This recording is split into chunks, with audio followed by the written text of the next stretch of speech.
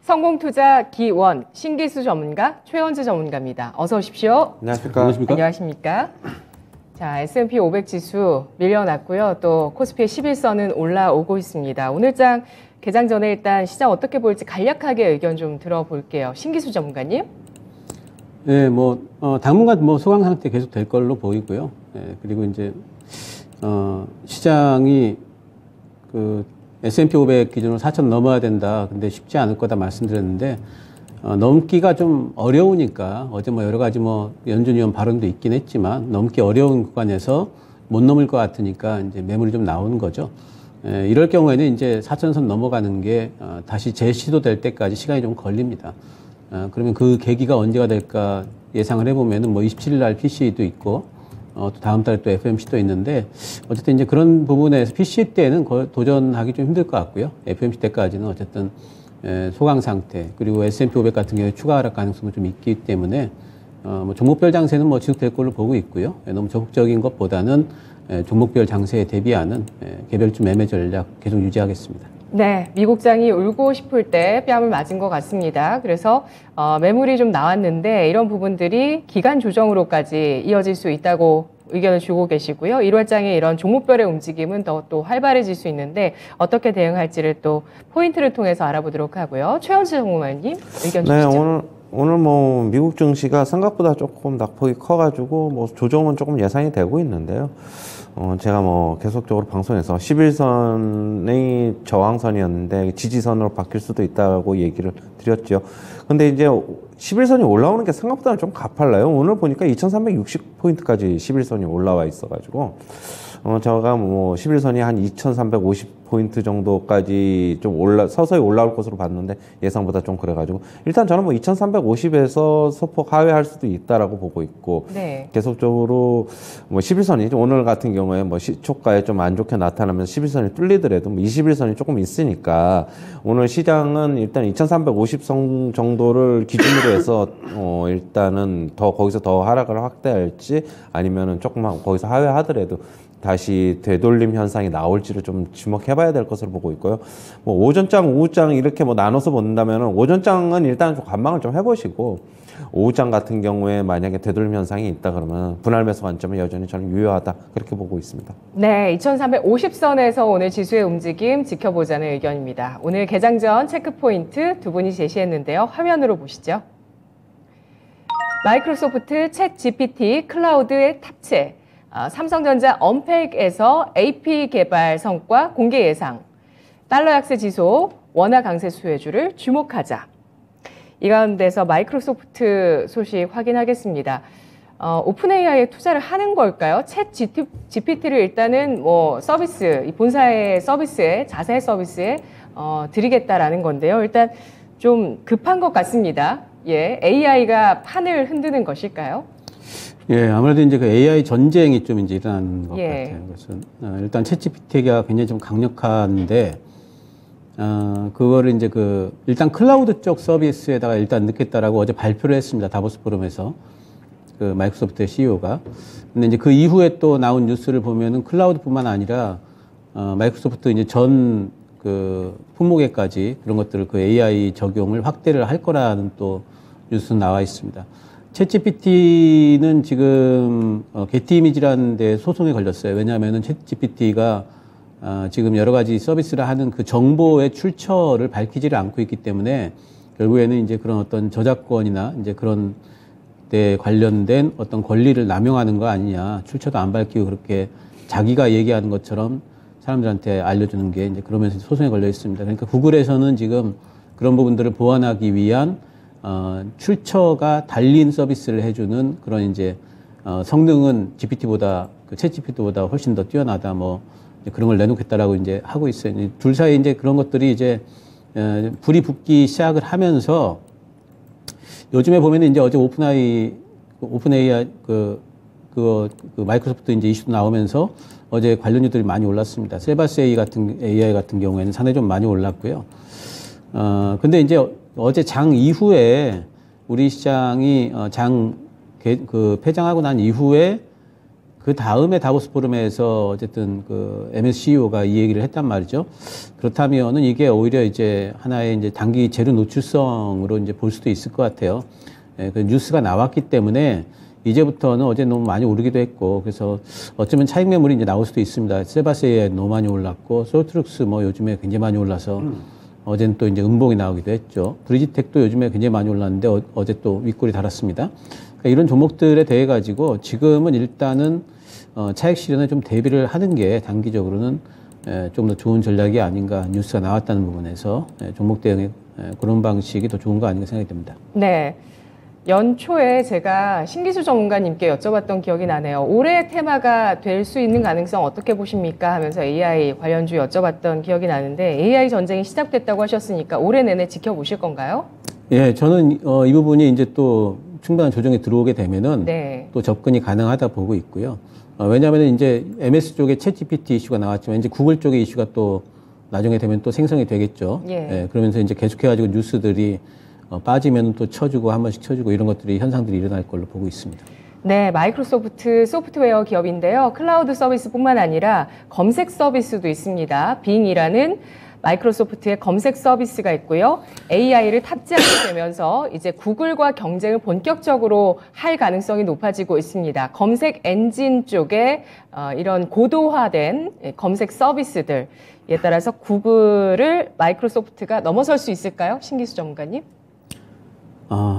잘 모르겠지만 예. 저는 좀 힘들지 않을까 싶어요. 왜냐하면 구글이 대항마가 없다면 모를까 지금 구글을 사용하던 그 유저들 입장에 저만 하더라도 구글 쓰다 갑자기 마이크로소프트 빙으로 갈아탄다는 게 일단은 그 왠지 모르게 좀 꺼려지는 부분이 있는데 가령 그 구글에서 AI 서비스가 없다 그러면은 한번 해볼만 해요. 근데 구글에도 AI 서비스가 나온다 그러면 굳이 제가 마이크로소프트로 갈 이유가 없을 거라고 저 자신만 해도 생각을 하는데 예. 그렇게 갈아타는 게 그렇게 쉽지는 않거든요. 네, 그래서 이게 쉬울까 싶은 생각이 좀 듭니다. 네, 알겠습니다.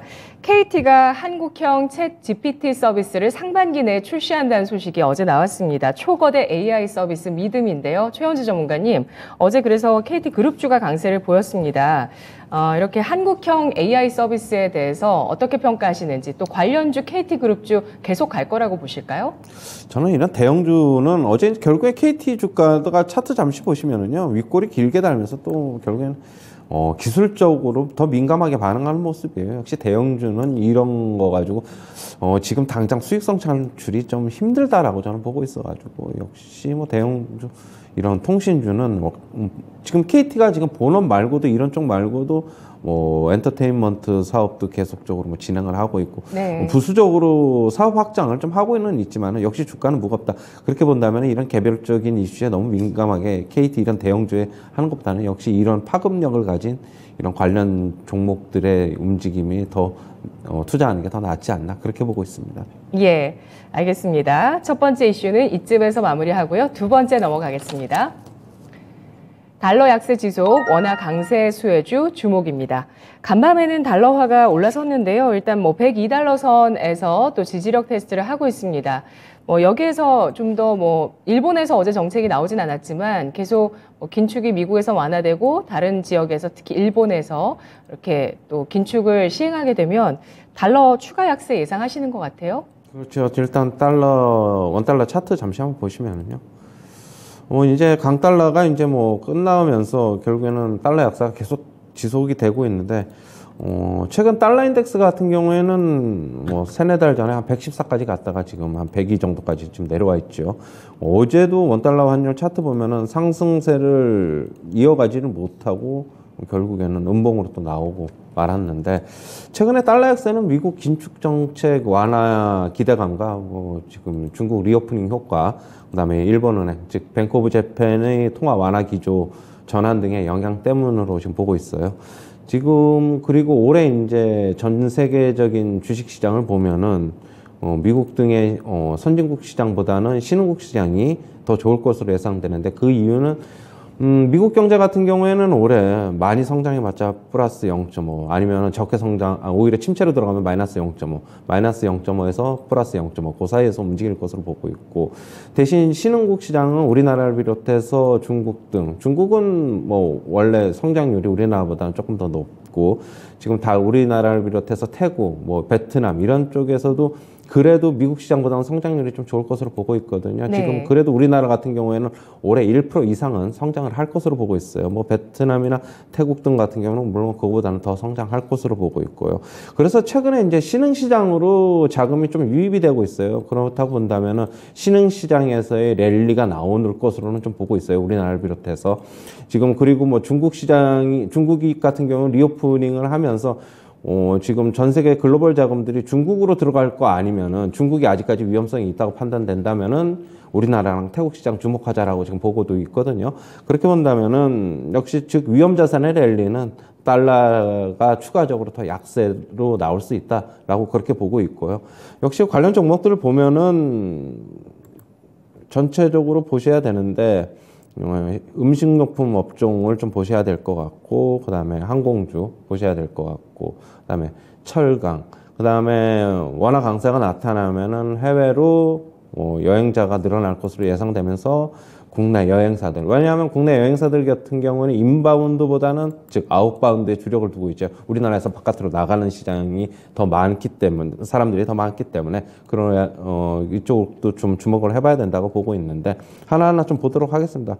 제일제당 같은 경우는 좀 대표적인 음식료 업종 주식인데 최근에 주가가 하락을 했어요. 엄청나게 좀 많이 하락을 했는데 이제는 좀 버티는 양상. 저는 지금 원화 강세가 나오고 있는데 주가도 하락했다. 오히려 그 수혜를 못 받고 있다. 그렇게 본다면 오히려 지금 자리는 좋은 매수 기회가 되지 않을까라고 그렇게 보고 있고요. 뭐 오리온도 한번 보겠습니다. 오리온은 중국 리오프닝 효과하고 같이 맞물려 있어가지고 최근에 차트는 견조합니다. 역시 뭐 오리온도 같이 좀 주목해봐야 될 것으로 보고 있고, 역시 원화 강세 수혜주니까 뭐 농심 같은 경우에도 지금 주가가 등락을 거듭하고 있는데 향후에 조금 어떻게 본다면 주가 하락이 좀 더 나오면 좋은 매수 기회가 되지 않을까 그렇게 보고 있고요. 삼양식품도 마찬가지. 밑에서는 일단 버티고는 있습니다. 일단 그렇게 좀 보셔야 될 것 같고, 그 다음에 철강주 좀 봐야 되겠는데. 포스코 최근에 좀 어느 정도 상당 부분 리바운딩이 좀 강력하게 나왔어요. 조금 조정 보이고 있는데 역시 수혜 입을 것으로 보고 있고, 현대제철도 대형 중에서 포스코랑 차트 흐름 비슷하지요. 기울기만 조금 다를 뿐이지. 같이 봐야 될 것을 보고 있고, 중소형 철강주소는 동국제가 한번 봐야 되는데 최근에 주가 움직임 상당히 좋았는데 좀 조정 나올 가능성이 있습니다. 급하게 사실 필요는 없고 조정 나오면은 매수 고려해봐도 된다라고 보고 있고, 역시 항공주 좀 봐야 되는데 대표적으로 대한항공, 아시아나항공 봐야 되는데, 대한항공 같은 경우는 주가 저점 찍고 어느 정도 좀 올라와 있어요. 아시아나항공은 더 좋죠 최근에. 역시 원화 강세 수혜주다라고 볼 수 있고, LCC도 중국 리오프닝하고 같이 맞물려서 원화 강세 같이 맞물리면은 조금 더 상승 탄력이 더 있을 것이다라고 보고 있고요. 그 다음에 여행주 모두투어, 하나투어만 좀 보겠습니다. 모두투어는 최근에 주가 움직임 상당히 좋습니다. 역시 원화 강세가 되면은 국내에서 외국으로 나가는 여행객들이 더 많아지기 때문에 수혜를 입을 수 있다라고 보고 있고, 하나투어도 차트 보시면은 모두투어에는 못 미치지만은 그래도 상승 추세 유지하고 있습니다. 역시 같이 보셔야 될 것으로 보고 있어요. 네. 원화 강세 움직임, 달러 약세 속에서 신흥국 주식시장의 상대적인 이 호황 전망해 주셨고요. 또 원화 강세 수혜주로 항공, 여행, 음식료, 철강 꼽아주셨는데 이 모든 섹터가 사실은 또 중국 수혜 섹터이기도 합니다. 관련한 움직임 지켜보고요. 마지막 이슈입니다. 삼성전자 언팩 행사에서 AP 개발 성과 공개 예상입니다. 다음 달 초에 갤럭시 신제품도 모델을 공개하게 되고요. 또 AP 칩에 대해서 좀 진화된 내용들이 나올까요?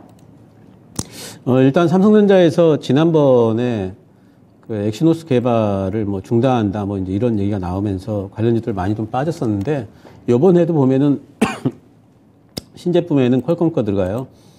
근데 삼성전자에서 작년에 이제 그 게임 관련해 가지고 유저들이 속도를 일부러 낮추는 거 아니냐 그런 이제 이슈들이 좀 붙었었고 그것 때문에 이제 삼성전자에서 결국에는 이제 AP를 개발하는 부분에 대한 상당한 이제 필요성을 많이 느낀 부분이 있는 것 같아요. 그래서 예전에 애플 쪽에 개발자였던 사람 책임자로 들이기도 하고 하면서 지금 AP 쪽, 엑시노스 쪽에 지금 개발을 계속 하고 있는 걸로 지금 뭐 나타나고 있고 요번에 엑시노스와 관련해 가지고 원팩 행사에서 물론 요번 거에 채택되지는 않지만 그래도 요번에 그 언급을 좀 하지 않을까라는 예상을 하고 있습니다.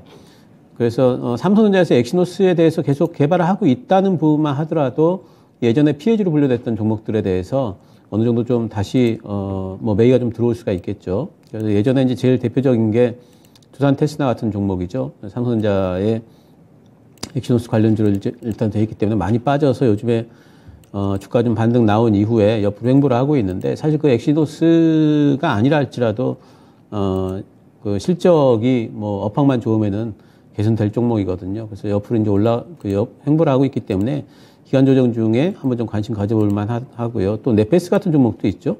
네페스 아크 같은 이런 종목들도 엑시노스 관련주로 되어 있습니다. 많이 주가가 빠져 있고요.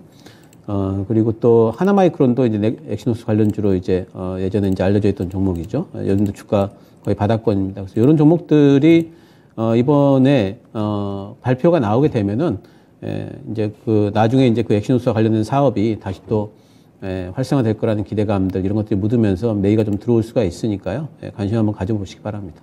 네. 그럼 삼성은 자체 개발한 AP를 스마트폰에 적용한 적도 있었나요? 예, 그럼요. 예, 적용한 적이 있었죠. 작년 같은 경우는 적용했었고, 그리고 이제 프리미엄 폰은 아닌 쪽에는 많이 적용을 하고 그랬죠. 네, AP 그 컴퓨터로 치면 CPU라고 보실 수 있습니다. 중앙 처리 장치 스마트폰에 들어가는 AP 개발 신제품이 나올 수 있을지 주목되고 있는 상황이다라는 점, 그리고 조정을 받고 있는 이러한 삼성 엑시노스 관련주로 두산 테스나 네페스 아크 등을 꼽았습니다. 개장 전 체크 포인트 확인해 봤습니다.